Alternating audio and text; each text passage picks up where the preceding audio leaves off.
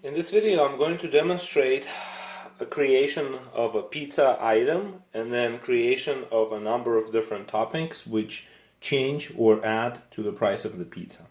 So let's get started by opening our inventory app and clicking on add item. So we're going to give it a name. Let's say something simple like pizza. Right?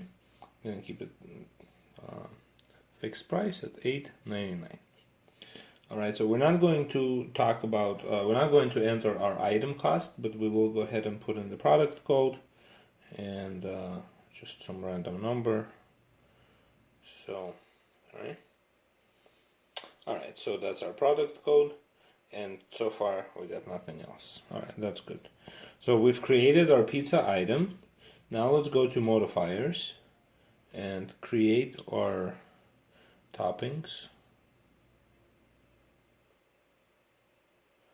So this is going to be our group, alright, and here we can add new modifiers now. Alright, so let's see.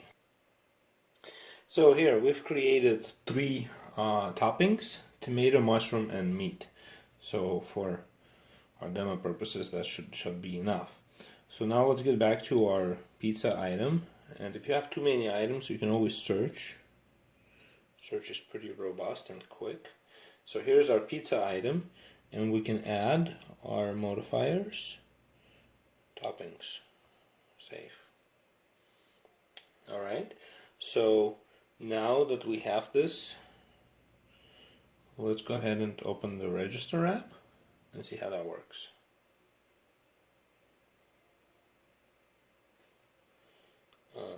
Try this later. Alright, so we had all items, right? And let's just search for our pizza because we have too many items. There it is.